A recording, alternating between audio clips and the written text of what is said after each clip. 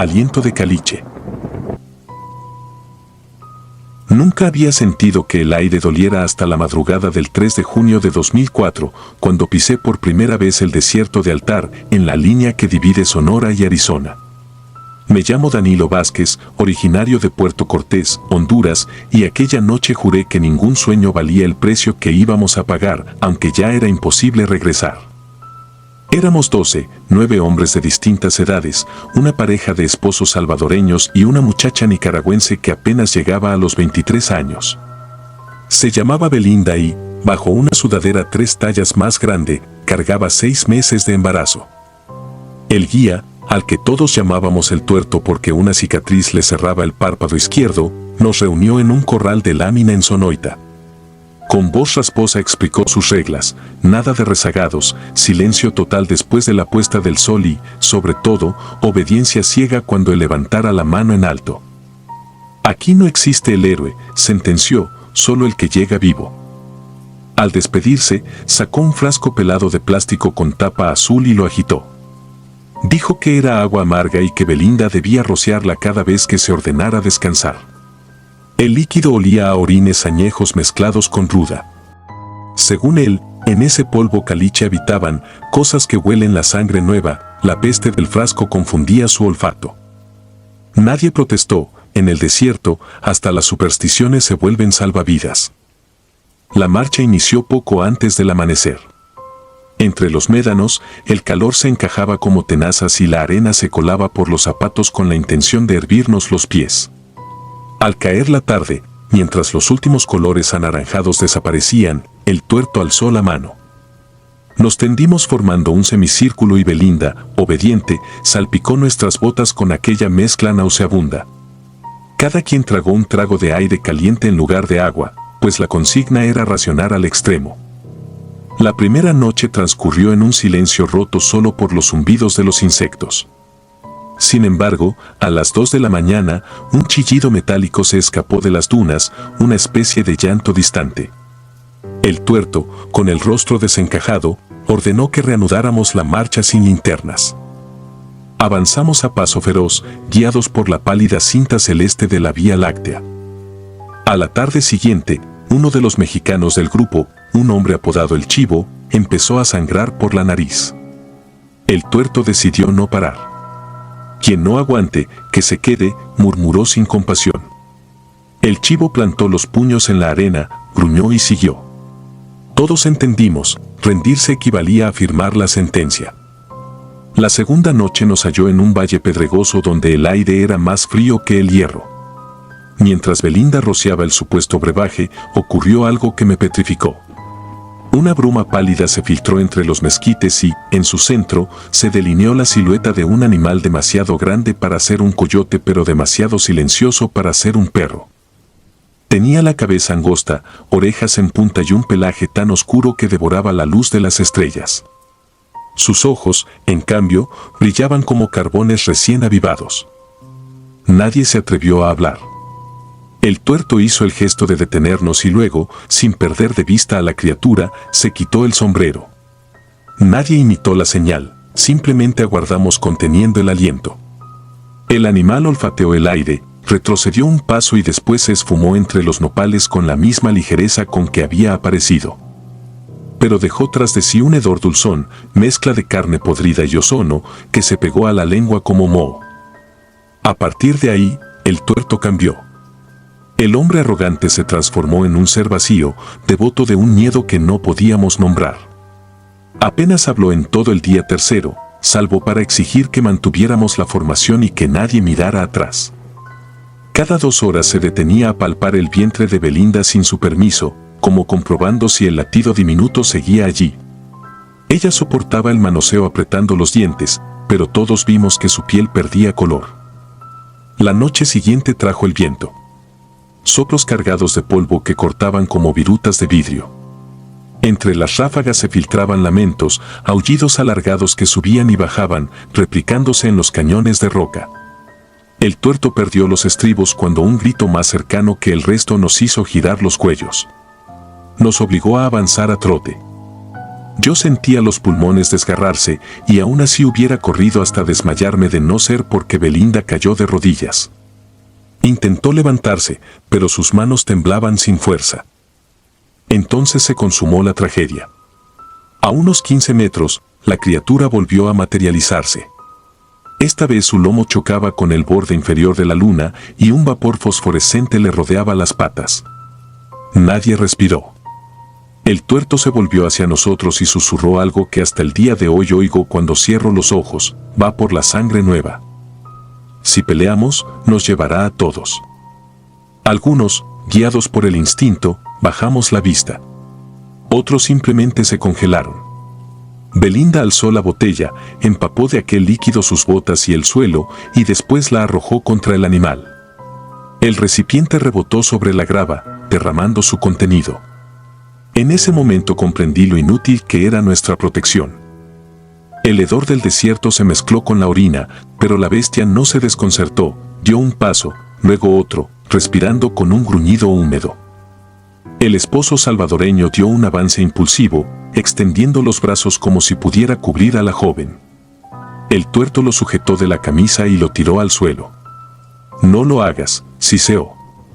Yo permanecía clavado en el sitio, convenciéndome de que cualquier movimiento bastaría para atraer la atención de aquel ente. El silencio se hizo tan espeso que el latido del propio corazón retumbaba en los oídos. De pronto, la criatura emitió un bufido seco y se lanzó. No hubo chirrido de huesos ni alarido humano. Solo un golpe sordo y el sobresalto de todos. Cuando nos atrevimos a alzar la mirada, la bruma se había disipado y el suelo estaba vacío. Ni Belinda ni el ser quedaban a la vista. El tuerto se llevó las manos a la cabeza, hundiendo los dedos en su cabello cenizo. El esposo de la salvadoreña gritó el nombre de la muchacha hasta quedar ronco y luego se desplomó llorando contra la arena. El guía nos hizo agachar. Ordenó una breve plegaria, la murmuró mecánicamente y, sin esperar a que termináramos, indicó reemprender la ruta. 2 hombres se negaron, entre ellos el salvadoreño, que vagó desorientado hacia la noche como un fantasma vivo. No sé qué fue de ellos. El resto, 7 sombras embarradas de polvo, seguimos al tuerto con la convicción hueca de que tal vez la bestia ya estuviera saciada.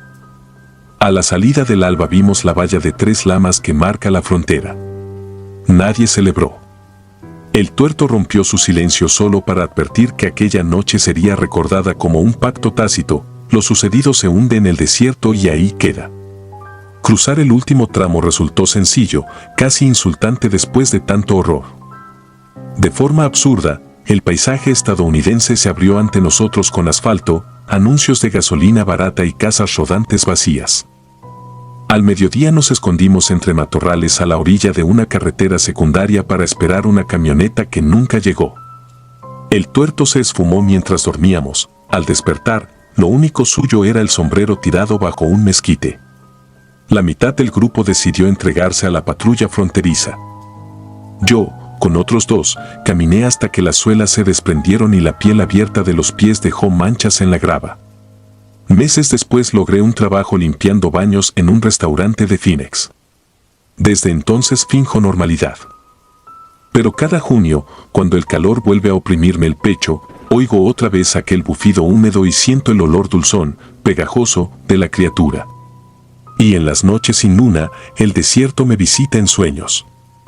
Veo a Belinda de pie tras la línea plateada de la frontera, sin barriga ni sudadera, mirándome con ojos apagados mientras algo se mueve bajo la arena a sus pies. Entonces despierto empapado de miedo y comprendo que el sueño americano nunca termina, solo cambia de forma y se sienta a la mesa conmigo, reclamando su ofrenda de silencio. Cruce maldito. Me llamo Julián Vargas y escribo estas líneas con la única lámpara de mi cuarto encendida aunque ya sea pleno mediodía. Han pasado 11 años, pero sigo sintiendo el aliento helado que me rozó la nuca en mitad del desierto de Chihuahua. Nadie cree lo que cuento, sin embargo, cada noche regreso allí en sueños, un horizonte de arena, un aire que quema los pulmones y unas siluetas que no deberían haber existido jamás. En 2014 el taller mecánico donde trabajaba en Santa Rosa de Lima, Honduras, cerró tras varias extorsiones. Vendí mi moto, crucé México sobre techos de trenes cargueros y entregué los últimos ahorros a un guía llamado El Gavilán, un hombre huesudo que juraba conocer veredas invisibles para los drones de la patrulla fronteriza. Éramos 13, 9 hombres y 4 mujeres, todos rotos por la misma necesidad de llegar al otro lado. El plan era brutal, caminaríamos 3 noches a través de la reserva de Mapimí, sin linternas y casi sin hablar. Un contacto esperaría con un camión frigorífico abandonado a 10 kilómetros de la valla. La primera noche avanzamos bajo un cielo tan claro que las estrellas parecían astillas de vidrio. Cada pisada sonaba hueca, como si debajo hubiera un cajón vacío en lugar de tierra. El miedo nos amordazaba mejor que cualquier orden. Al amanecer nos refugiamos en la sombra angosta de un cañoncillo. El calor trepó a 40 grados y el agua empezó a hervir dentro de las botellas plásticas. Lourdes, la menor del grupo, temblaba con fiebre, la cubrimos con una camiseta mojada y rogamos que resistiera. El Gavilán insistió en seguir apenas cayera el sol, dijo que los satélites hacían barridos térmicos a intervalos y que la siguiente ventana se cerraría si nos deteníamos. Pasada la medianoche vimos algo que no encajaba. A unos 100 metros titilaban luces ámbar, como velas flotantes. Nos agazapamos, convencidos de que eran patrullas, pero las luces se acercaron sin ruido hasta dibujar 4 figuras humanas. Vestían sudaderas polvosas y gorras deshilachadas, avanzaban sin prisa y, lo más extraño, ningún pie hundía la arena. Cuando estuvieron a pocos pasos, el silencio era tan denso que oía mi propio pulso retumbar en los oídos. El hombre que encabezaba al grupo levantó la mano en un saludo rígido, casi mecánico. Nadie respondió. Entonces Lourdes susurró que aquellos extraños olían a tierra recién abierta. El comentario hizo real el aroma, humedad de fosa y metal oxidado. Sentí la garganta llena de polvo helado. El Gavilán clavó la mirada en los recién llegados, sus labios se movían, pero ningún sonido salió de su boca. Sin explicación, las 4 figuras se unieron a nuestra fila. No protestamos, la sed nos tenía ocupados contando cada gota en los bidones. Caminamos juntos casi 1 hora. Yo marchaba tras uno de ellos y observé que la suela de su bota tenía un agujero, a través del cuero roto asomaban dedos acartonados, sin sangre ni carne. Cuando quise mirar mejor, el extraño giró el rostro, sus ojos eran grises y opacos, como canicas cubiertas de ceniza. Poco antes del amanecer las figuras se detuvieron al mismo tiempo, alzaron la cabeza y, ante nuestros ojos, se disiparon como humo empujado por el viento. No quedó huella. Lourdes cayó de rodillas llorando.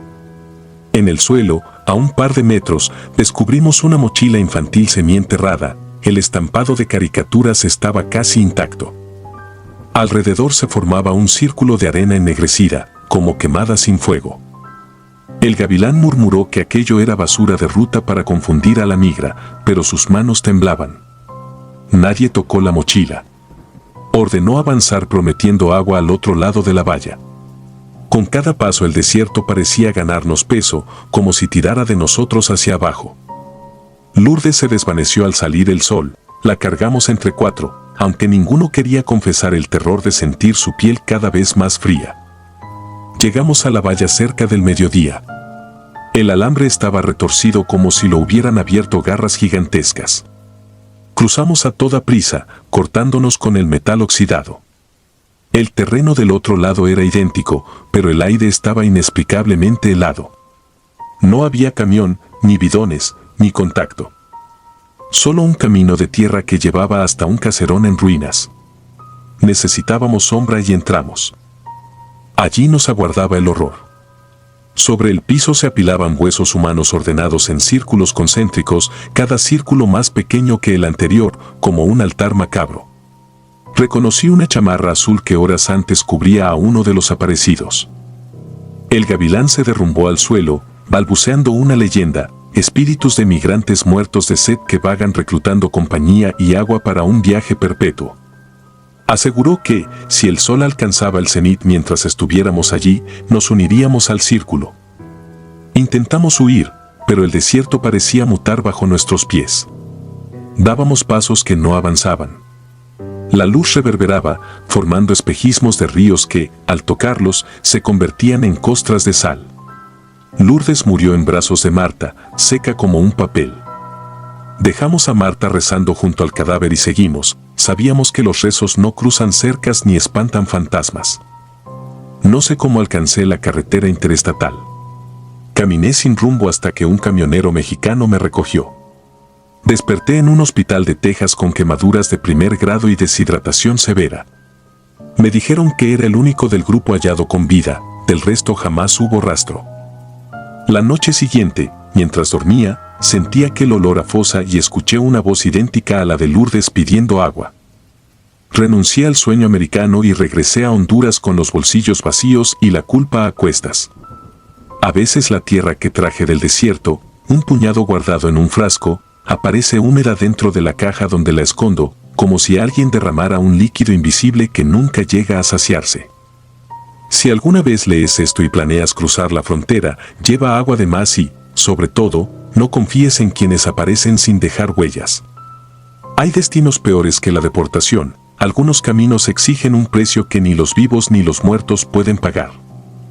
Los que no logran saldar esa deuda quedan atrapados entre dos países, susurrando en un idioma hecho de polvo y lamento. Yo todavía escucho ese idioma cada madrugada y sé que, cuando mi voz se apague, otro sediento tomará la palabra para advertir al próximo incauto. Eco de huesos. Llevo años intentando narrar esto sin que se me trabe la lengua ni se me agite el corazón. Nunca hallé la forma de contarlo sin parecer delirante, pero hoy lo intento, porque el recuerdo se pudre adentro de mí como agua estancada. Corría 2008 cuando salí de San Pedro Sula con la cabeza llena de promesas y el estómago rugiendo. Tenía 26 años, una mochila en la que apenas cabían 2 mudas y un cuaderno con los teléfonos de unos parientes en Carolina del Norte. Cruzar Guatemala y México fue duro, pero lo que ocurrió al pisar el desierto de Chihuahua, camino a la brecha de Santa Elena, sigue quemándome las pestañas cada madrugada. Éramos 12, jornaleros, madres, un albañil con su hijo adolescente y yo. Nos guiaba Reyes, un coyote huesudo de mirada ácida que fumaba detrás de la pañoleta para no dejar brillar la brasa. Cruzábamos de noche para evitar a los federales y al calor asesino, dormíamos de día bajo arbustos miserables que pinchaban la piel y dejaban polvo en la lengua. La arena entraba por los zapatos y tallaba las plantas de los pies como lija, pero nadie se quejaba, abrir la boca implicaba malgastar la poca saliva que nos quedaba. Al atardecer del 4.º día alcanzamos el cauce seco del Río Grande, una grieta cenicienta serpenteando entre montículos desnudos. El sol caía como un martillo encendido y el aire vibraba con un zumbido de hornetillas invisibles. Reyes se detuvo para darnos un sorbo racionado del último garrafón. La sed dolía, pero el silencio dolía más, solo el viento parecía tener permiso de hablar. Fue entonces cuando algo quebró aquel mutismo. Un tintineo, débil al principio, rebotó en la hondonada polvorienta, como una campanilla agitada por manos nerviosas. Pensé en una cabra extraviada con un cencerro. Pero el sonido, en lugar de avanzar, se multiplicó. Una primera campana, luego otra, luego varias más, todas repicando al mismo ritmo lento y patológico, como el pulso de un enfermo terminal. Miramos a Reyes con las cejas giradas. Él chasqueó la lengua y agitó la mano para obligarnos a reanudar la marcha. Nadie protestó, aunque todos volteábamos de reojo, esperando ver a los animales que nunca aparecieron. El repique nos persiguió durante media hora, volviéndose cada vez menos metálico y más orgánico, hasta que el tintineo se transformó en un lamento. No era campana, era hueso. El chocar de tibias contra fémures, costillas contra sacros, como si una fuerza invisible zarandeara un montón de osamentas secas. A cada paso aquel clac-clac se acercaba. Yo sentí el cuero cabelludo erizarse y supe que los demás lo oían igual, pues el muchacho del albañil tropezó y casi cae cuando giró la cabeza para buscar el origen. Reyes hizo una orden que apenas fue un soplo: seguir recto, no mirar atrás, jamás responder. Entendí que él conocía ese sonido, y que temblaba. El pánico se pegó a la piel como sudor viscoso y todos aceleramos, piernas entumecidas, pulmones ardiendo. La grieta del río quedó atrás y trepamos una loma pedregosa. El cielo se encendió en naranjas y lilas y el aire olía a electricidad antes de tormenta, aunque el parte meteorológico que alguien había citado días antes prometía cielos despejados. En la cima del cerro encontramos un rancho derruido. Solo quedaban el aljibe medio tapado y los postes de un corral carbonizado. Reyes decidió esconder allí al grupo durante la noche, pese a que el terreno abierto era un imán para los drones de la patrulla fronteriza. Alegó que, si seguíamos andando, nos alcanzaría la muerte por deshidratación. Nadie refutó, preferíamos el riesgo de la migra antes que ese clamor de osos que quebraba el silencio del desierto. Nos apiñamos en lo que quedaba de una caseta de aperos. La madera crujía con el peso de las sombras y la noche cayó sin estrellas, como si el firmamento hubiera muerto. Entre los tablones rotos se coló un viento helado que sabía a ceniza. De pronto, el lamento de Huesos regresó, retumbando contra las paredes podridas. No era eco, venía de afuera y de adentro al mismo tiempo, como si el sonido atravesara la materia y arañara los tímpanos desde dos direcciones opuestas. Unos taladros de miedo perforaron mi pecho cuando vi que el polvo sobre el suelo empezaba a moverse. No había brisa capaz de levantarlo, y sin embargo los granos bailaban formando espirales que parecían dibujar letras. Me incliné para leer, pero las figuras cambiaban antes de fijarse. Sentí un tirón en la manga. La mujer que iba adelante en la fila, la llamábamos Doña Luz, me suplicaba con los ojos que volviera a erguirme. Su labio inferior temblaba, pero no emitió palabra. El chirriar de Huesos se hizo tan cercano que juraría que el origen se hallaba a un palmo de mi cara. Algo crepitó detrás de mí. Giré con el corazón galopando, la pared se había abierto como papel mojado y, al otro lado, la noche mostraba una hondonada imprecisa. En ella, figuras encorvadas removían la arena con manos desnudas. No se distinguían rostros ni ropa, solo siluetas grisáceas que cavaban fosas poco profundas. Cada vez que alzaban los brazos, costillas desnudas brillaban a la luz del nómez. Y al caer la pala imaginaria, el golpe producía aquel clac-clac de huesos. Me di cuenta, con un sobresalto tibio, de que no cavaban, sino que desenterraban. La loma estaba sembrada de cruces de alambre retorcido, invisibles de día. Ellos las arrancaban, abrían zanjas y colocaban lo que encontraban enfrente del agujero. Entonces sonaba el tintineo. Hueso contra hueso. Como campanas de misa negra. Escuché un sollozo apagado y luego otro. El joven se aferraba al cuello de su padre, que no hallaba cómo consolarlo. Doña Luz temblaba tanto que el rosario que llevaba colgado se golpeaba contra sus dientes.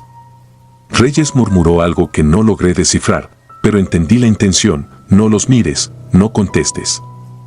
Él apretó la mano sobre el mango de la navaja, consciente de que ningún filo serviría contra aquello. Entonces las siluetas se detuvieron, todas a la vez, como insectos obedeciendo una orden inaudible. Se enderezaron. 13 cabezas, pues conté 13, giraron sin prisa hasta encararnos. No poseían ojos, pero de los huecos donde deberían estar, brotó un resplandor amarillento, débil al principio, pronto incandescente. Cada cráneo parecía un farol enfermo que se alimentaba de nuestra angustia. Y cuando el resplandor alcanzó su cenit, las criaturas golpearon unas costillas contra otras y nació un tañido agudo que heló la sangre. Creí perder el sentido cuando ese campaneo se transformó en voces humanas.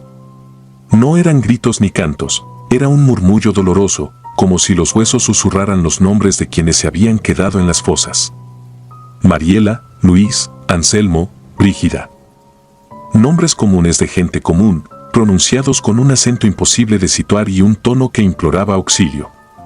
Cada vez que la letanía repetía un nombre, la arena volvía a estremecerse y el viento traía la pestilencia de carne marchita. No sé cuánto duró aquel conjuro. Perdí la noción del tiempo. Sentí como la vista se me nublaba por la falta de agua y por el terror. Había ruido de cadenas en los tobillos invisibles, chasquido de vértebras al reacomodarse, respiraciones que venían de gargantas secas. Entonces una brisa gélida atravesó el cobertizo y se llevó la sensación de calor del desierto. Las criaturas levantaron los brazos flacos y señalaron al cielo, como acusando a una deidad que las había olvidado. Una nube oscura tapó la luna nueva y el resplandor de los cráneos pareció absorber aquella oscuridad. De pronto se apagaron a la vez, como si alguien hubiese soplado las velas de un altar. El silencio fue tan compacto que pude escuchar el latido de mis sienes. Reyes se levantó primero. Con un gesto brusco nos indicó que ya era hora de huir. Nadie protestó. Salimos a trompicones, evitando el sitio donde las sombras habían trabajado. No quedaba fosa abierta ni hueso desperdigado, solo la marca de uñas en la arena. Avanzamos sin detenernos hasta que el amanecer pintó de gris los montes y de rosa las nubes. Nadie pronunció palabra. En la siguiente jornada, 3 abandonaron, la sed los partía en 2 y preferían entregarse a la patrulla antes de enfrentar otra noche de ese calvario. Reyes los dejó ir y nos prometió agua a 2 kilómetros. Llenamos las botellas en un abrevadero de reses y proseguimos con la garganta todavía áspera.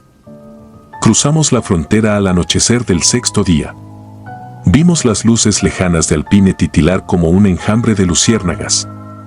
La caravana se redujo a 6, Doña Luz, el albañil, su hijo, una pareja hondureña y yo.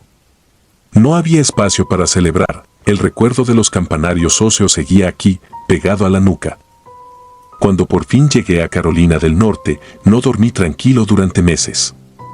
Cada vez que el viento chocaba contra las tejas, juraba escuchar ese tintineo de huesos que se hacía voz. Hay gente que dice que el desierto está lleno de espectros, otros hablan de fantasmas de quienes perecieron buscando el mismo sueño que nosotros. Yo no sé si lo que vimos pertenece a los muertos o a algo más viejo, algo atascado entre este mundo y otro donde la sed y el miedo son eternos. Solo sé que en las madrugadas de julio, cuando los grillos callan y el aire huele a polvo caliente, las campanas vuelven a sonar en mi memoria. Y, entonces, ningún pasaporte ni ningún muro me protegen, sigo allí, entre cruces torcidas y voces que repiten nombres que nunca podré olvidar. Frontera muerta.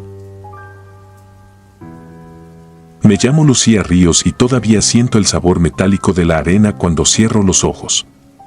No sé en qué momento la idea de alcanzar el sueño americano se convirtió en una promesa de pesadilla, pero aquel verano de 2010, mientras cruzábamos el desierto de Altar, la frontera se abrió como una herida.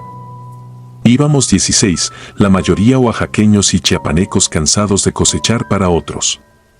El guía que contratamos se hacía llamar Don Nicasio, juraba conocer atajos donde la migra jamás patrullaba.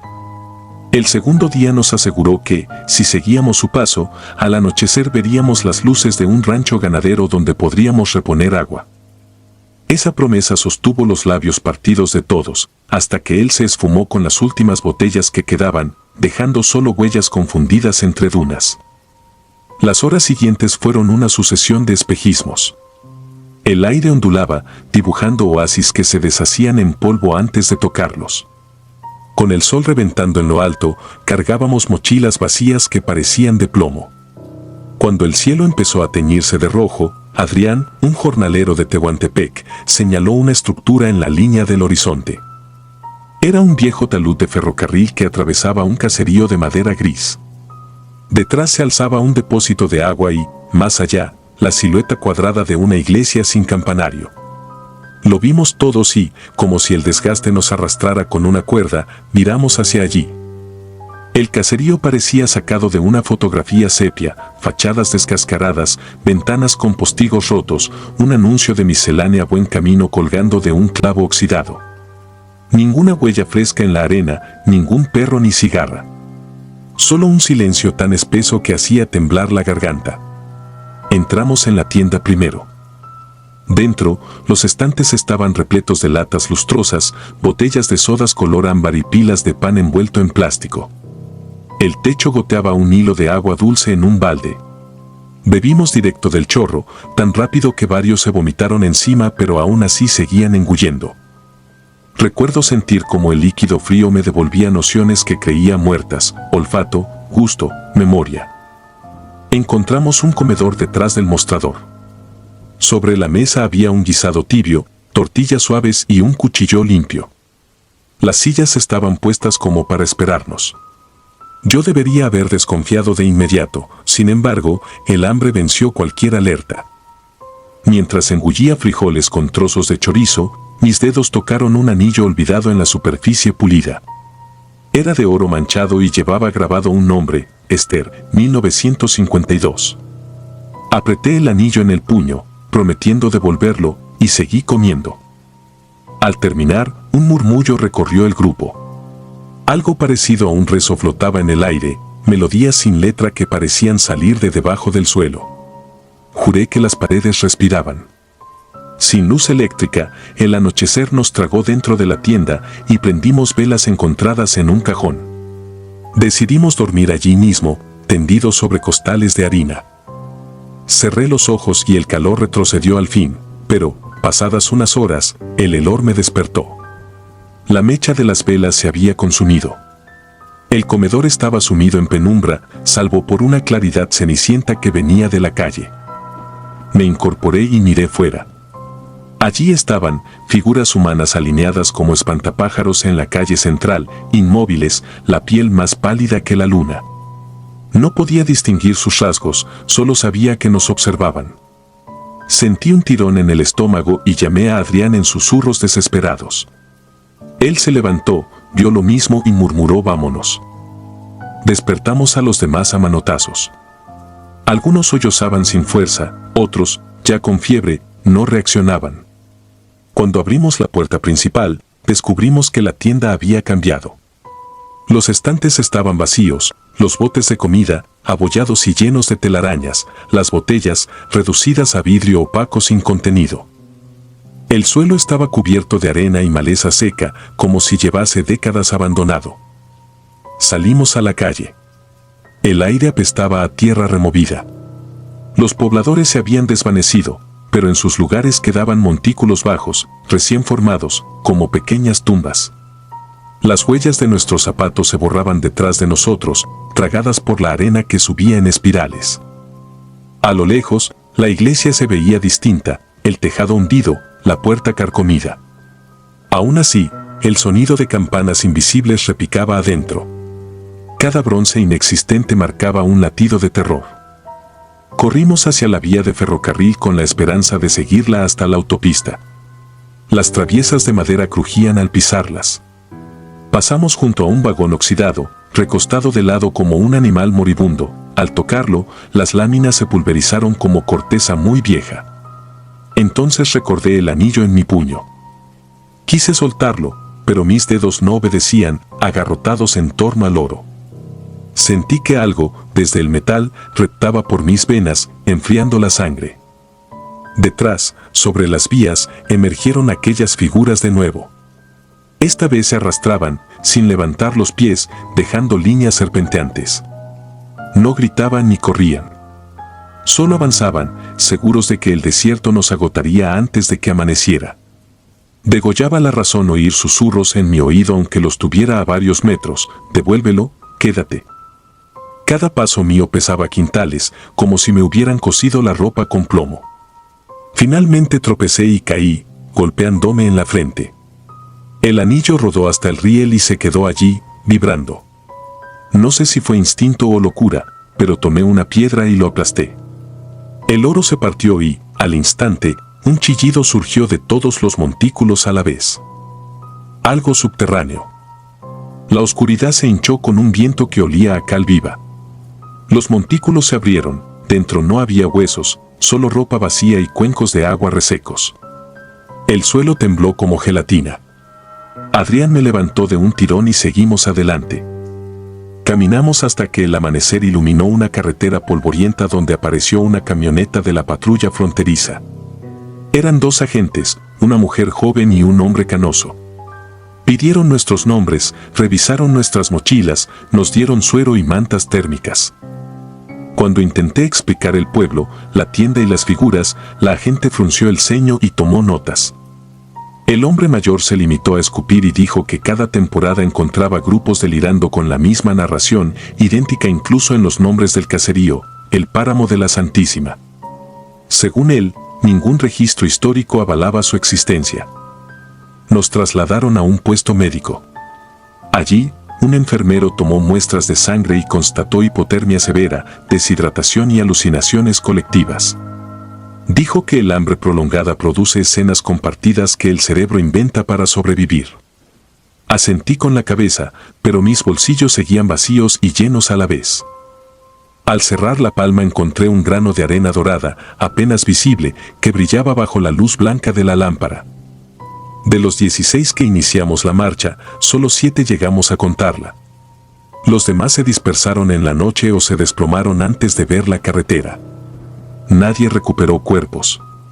La patrulla reportó desaparecidos en ambiente hostil. Al escuchar esa frase, sentí que volvía a oler el guiso tibio que jamás existió. Meses después, instalado ya en un departamento de Los Ángeles, fui a una tienda de antigüedades con un compañero de trabajo.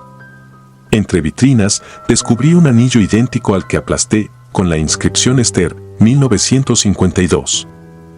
El cristal protector reflejó mi rostro pálido. Juraría que, en el espejo curvo, detrás de mi nuca, se balanceaba un depósito de agua herrumbroso. No compré el anillo. Dejé la tienda con un temblor en las rodillas. Esa noche, la fiebre regresó y soñé con la iglesia hundida tocando campanas inexistentes. Desperté empapada, segura de haber escuchado un tren avanzar por mi calle, aunque vivo a kilómetros de la vía más cercana. Hoy, cada vez que mis manos tocan metal caliente, un chasquido me hace soltarlo. No puedo usar joyas ni monedas, el contacto me quema. A veces creo ver huellas de arrastre en la acera, como si alguien o algo me siguiera fuera de foco.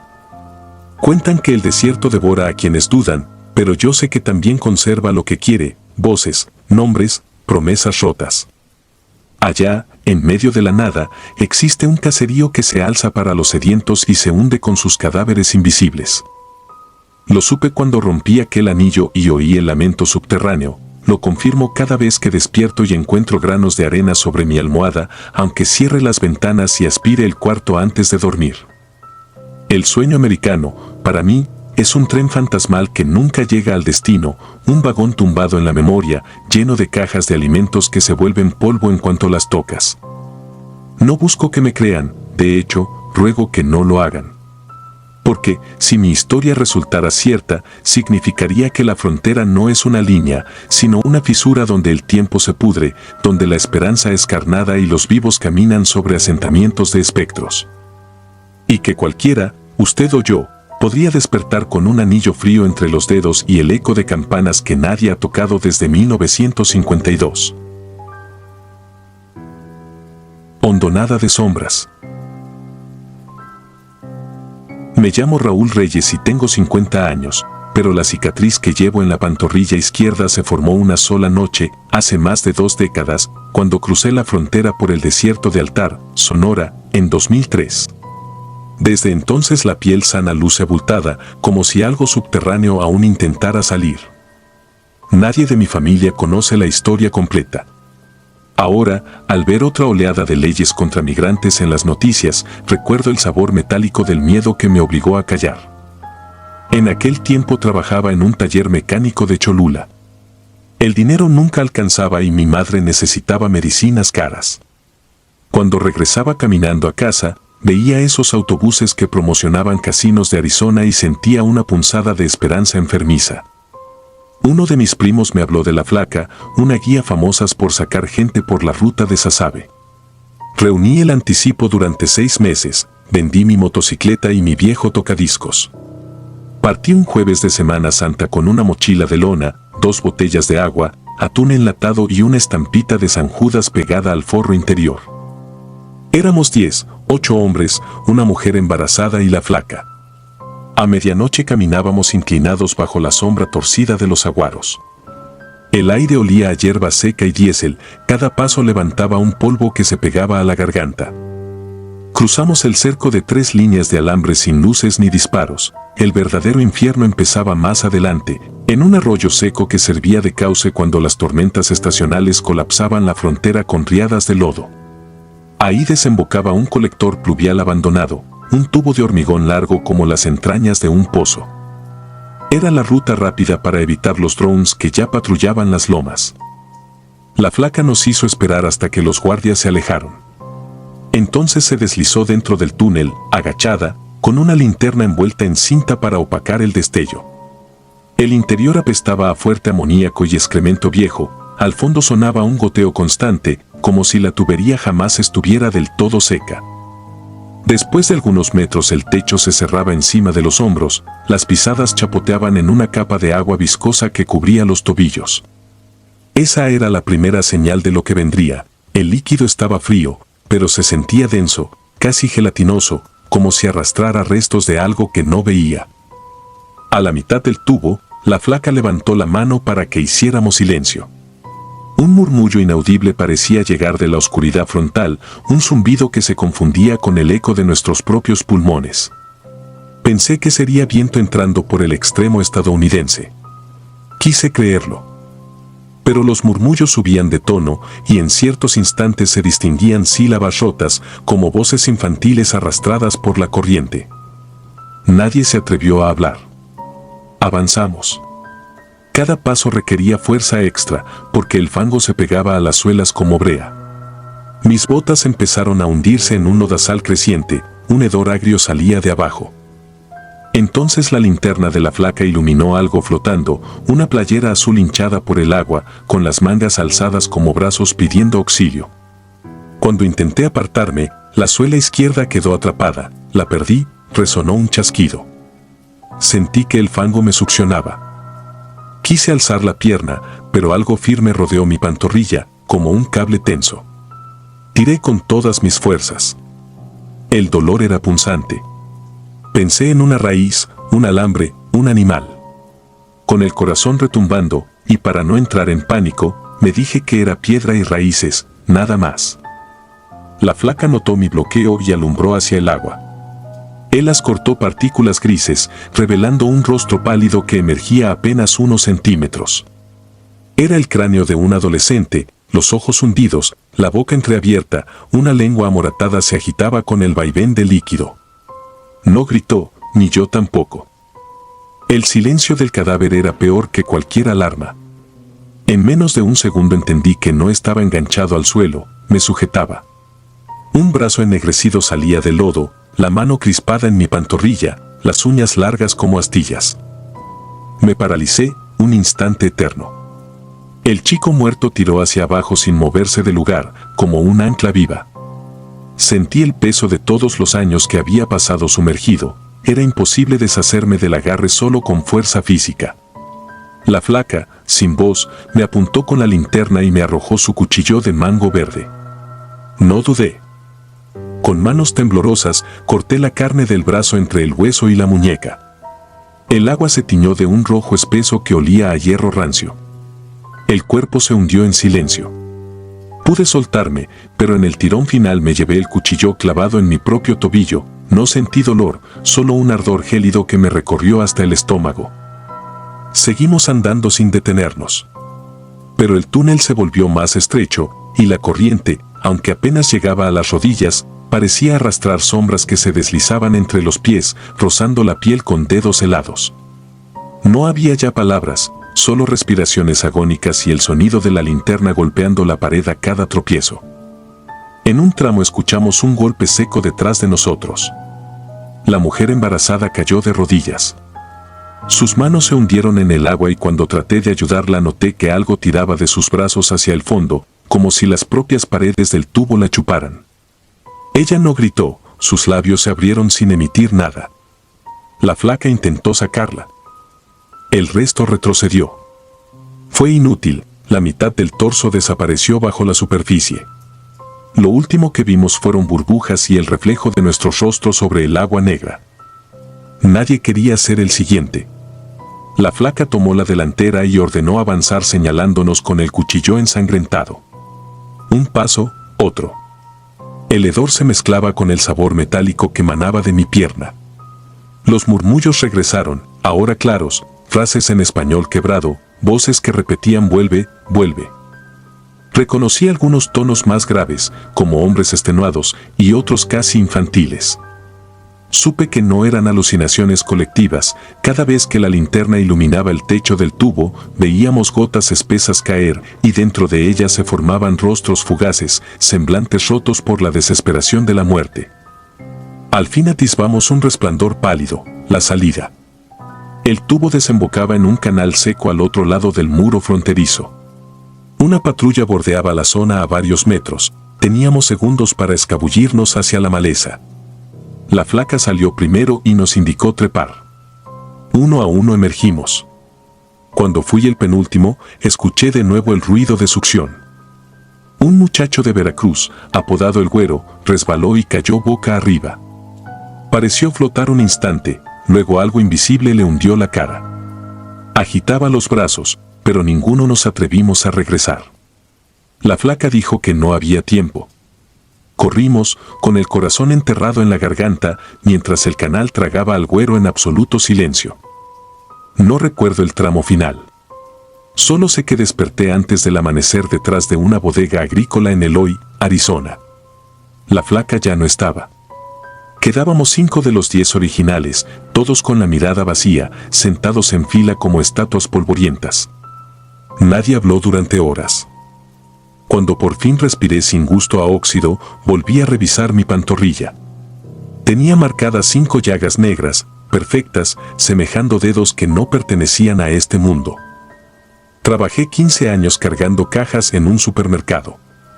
Envié dinero. Compré la casa que ahora habito.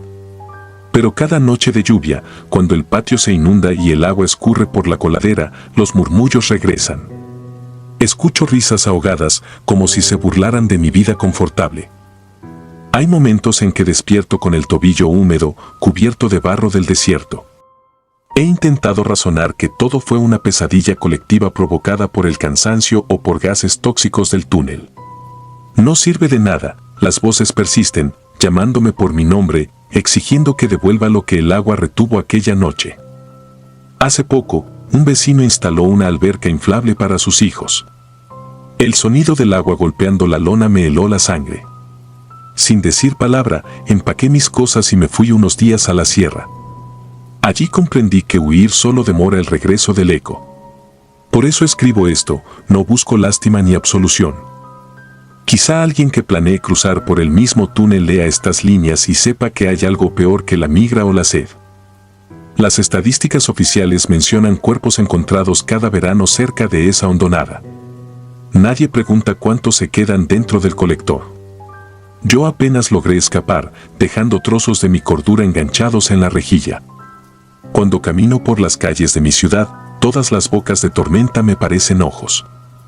Sé que al final de cada desagüe hay una garganta larga y sedienta, esperando la próxima tormenta de carne. Cada vez que oigo truenos en el horizonte, siento los dedos aferrarse de nuevo. No importa cuántos años pasen, el desierto siempre cobra su deuda. Y el agua, bendita o maldita, jamás olvida a quienes se atrevieron a cruzarlo. La frontera. Mi nombre es Raúl, y durante 4 años trabajé como guía para quienes perseguían el espejismo del sueño americano a través del desierto de Sonora. Comencé en 2017, recién salido del ejército, con la ingenua idea de que conocer la zona me convertiría en una especie de ángel de la guarda. Pronto descubrí que, en ese océano de arena y matorrales, los ángeles no existen, solo hay deuda, polvo y un silencio que devora nombres. Aquel mayo de 2021 acepté llevar a 11 personas, 8 hombres y 3 mujeres, desde Altar hasta la vieja vía férrea que muere en Uqueville, Arizona. Les entregué las reglas: avanzar pegados, beber cada 40 minutos, jamás quedarse solos ni responder a voces que no vengan del grupo. De noche, expliqué, el desierto habla más de lo que debería. Todos rieron con nerviosismo, yo también, para no parecer el loco que en realidad era. El primer día marchó sin contratiempos. Aullidos lejanos y los círculos de un sopilote fueron lo más extraordinario. Dormimos acurrucados contra un talud de roca, aprovechando la sombra de la luna menguante. Al despuntar la aurora descubrí, con alivio, que nadie se había deshidratado ni presentaba ampollas graves. Cuando reemprendimos la marcha, el aire traía ese olor terroso que anuncia calor implacable. Cerca del mediodía, Emiliano, un jornalero de Veracruz, me tocó el hombro y señaló a la distancia. A unos 80 metros, en la ligera bruma que ondula sobre la arena recalentada, se perfilaba una figura inmóvil, un hombre delgado, vestido con algo que parecía manta blanca. No se distinguía rostro ni gesto, solo la geometría extraña de alguien que no pestañea bajo el sol. Les ordené seguir caminando y prometí que vigilaría. Cada 10 pasos volvía la cabeza, la figura continuaba allí, sin acercarse ni alejarse, como si el desierto la usara de veleta. Al caer la tarde la temperatura bajó, pero la tensión aumentó. La silueta seguía acompañándonos a idéntica distancia, sosteniendo su quietud imposible incluso cuando rodeábamos dunas y cañadas secas. Para entonces ninguno bebía con tranquilidad, cada sorbo sabía a tierra ajena. Alrededor de las 9 de la noche detuve la columna en un antiguo campamento de cazadores, un claro protegido por mezquites retorcidos y un círculo de piedras negras, perfectas para improvisar literas. Les di 2 horas de descanso, recordándoles que, si alguna pesadilla los despertaba, no gritaran. Yo haría guardia. Encendí una linterna tenue, cubriéndola con mi palma. El hombre de blanco seguía ahí, más definido bajo la luz lunar. Su presencia me ofendía, ni coyote rival ni agente de la patrulla fronteriza puede mantenerse quieto tantas horas con esas temperaturas. Di un paso hacia él y sentí que avanzaba contra un animal enfermo que no retrocede. Otro paso y la silueta osciló, difuminándose como calima. Dejé de avanzar, el corazón martillándome las costillas, y regresé al círculo de piedras. Debí parpadear apenas un instante, pero cuando levanté la mirada descubrí que faltaban 3 personas. Conté 2 veces, 8 presentes, 3 ausentes. Nadie oyó que se levantaran, nadie sintió pasos. Los nombres resonaron en mi garganta mientras iluminaba la arena, ningún rastro. Recordé la primera regla, no separarse, y sentí un sabor metálico de traición. Busqué huellas, solo el caos de nuestras propias pisadas. Entonces vi movimiento en el horizonte. El hombre de manta había girado, detrás de él se delineaban 3 sombras humanas delgadas, tambaleantes. No se oía nada, ni siquiera el viento. Comprendí que las sombras eran mis desaparecidos. Me lancé a correr, pero cuantos metros acortaba se desvanecían en igual cantidad, como si el paisaje se replegara. Al detenerme, las formas reaparecían, siempre a la misma distancia, siempre observándonos. Regresé jadeando y ordené reunirlo todo, carguen agua y avancen. No miren atrás. Nadie discutió. Caminamos esa noche entera, guiados por la estrella polar y el eco de nuestros miedos. Las sombras nos escoltaban, creciendo y encogiéndose con la topografía. A veces parecían perderse tras un médano, pero bastaba que dejáramos de vigilarlas para que ocuparan de nuevo su lugar. Nunca escuchamos un gemido, un susurro, un crujido de ramas. Solo el silencio, incómodo, malsano, que acompaña a lo que no debería existir. Al amanecer hicimos alto en un cañón pedregoso. Calculé que faltaban menos de 10 kilómetros para la frontera, pero el grupo estaba al límite. Sus ojos parecían huevos sin yema, el miedo les había suprimido el parpadeo. Busqué con prismáticos, ni rastro de las figuras. A esa hora, pensé, la luz las obligaría a ocultarse. Traté de infundir ánimos, prometiendo que esa noche dormiríamos bajo techo y ducha tibia. Reanudamos la marcha a las 4 de la tarde, cada cual balbuceando oraciones. El calor cayó con peso de plomo. De pronto, un hedor insoportable, mezcla de carne podrida y cal hidráulica, se arremolinó entre nosotros. Levanté la vista, sobre una lomita, la silueta esperaba, inclinada hacia adelante, el rostro cubierto por una sombra irreal que el sol no explicaba. Detrás de él, ahora, se alineaban 6 formas. 3 nuevas figuras. 3 personas más nos habían abandonado sin dejar huella. Esas matemáticas imposibles me quebraron. Grité hacia la colina, un alarido hueco que se perdió en la tarde. La entidad retrocedió un paso, como si midiera mi furia, y levantó un brazo. No lo bajó jamás. Así nos vio, así lo vimos. Reuní los 8 sobrevivientes y los hice correr. Enloquecimos. Durante casi una hora tropezamos por cañadas, rasgándonos con el ocotillo, hasta que un muro oxidado apareció entre nubes de polvo, el cerco fronterizo del viejo ingenio, abandonado desde los 90. Del otro lado aguardaban los restos de un puesto de vigilancia, a su sombra, un contenedor verde cubierto de grafitis. Aullaba el viento y los postes chirriaban. Atravesamos un boquete abierto por traficantes anteriores. Al poner pie en territorio estadounidense sentí alivio, las leyes de un país suelen ser más fiables que las de la naturaleza. Sin embargo, al mirar atrás vi que la figura seguía allí, ahora pegada al cerco, observándonos a través del hueco. Sus 6 acompañantes se balanceaban detrás, igual de borrosos. El olor pútrido atravesó la valla. Uno de los migrantes, una señora oaxaqueña llamada Lidia, se desplomó de rodillas, otro comenzó a rezar en mixteco. Sentí que, si cedíamos al pánico, aquello saltaría a la frontera como humo. Ordené avanzar hacia el contenedor, dentro solían dejar garrafones de agua y zapatos de repuesto. Al empujar la puerta oxidada, no hallé víveres, solo un interior oscuro salpicado de vasos de unicel, mantas sucias y 3 cuerpos marchitos, consumidos por el sol hasta parecer momias. Reconocí las mochilas de los primeros desaparecidos. El contenedor despedía una pestilencia familiar, la misma que nos había seguido. Un golpe metálico me hizo girar. La puerta se cerró sola, sin corrientes de aire. A través de la rendija brillaba un resplandor terroso, la manta blanca, ahora pegada al metal. Nadie gritó, no quedaban voces. Saqué mi navaja, sin utilidad contra lo intangible. Di la orden de salir por la escotilla del techo. Trepé primero y ayudé a los demás. Cuando todos alcanzaron el exterior, miré abajo, el interior estaba vacío de cadáveres y mochilas. Solo un polvillo gris danzaba en espirales, como ceniza viva. Corrimos hasta los restos de la garita principal y aguardamos la noche, encogidos tras muros sin techo. El ente no apareció. Tampoco al amanecer. 2 días después, patrulleros de la Border Patrol encontraron al grupo deshidratado pero ileso. Declaramos habernos extraviado. Nadie preguntó por los otros 6, sospecho que los oficiales conocen historias que no constan en sus manuales. 2 meses más tarde regresé al mismo tramo para colocar una cruz de hierro donde creímos ver por última vez a nuestros compañeros.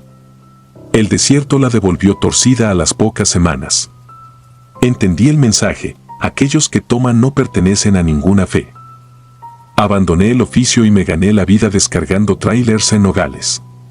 Todas las madrugadas despierto bañado en sudor, seguro de que, al abrir la puerta de mi cuarto, me esperará la figura inmóvil con su cohorte de sombras recién engrosada. Y aunque no veo manta blanca ni huelo putrefacción, un silencio animal se acomoda en los rincones, recordándome que el desierto no termina donde empiezan las bardas, sino donde la memoria se agrieta.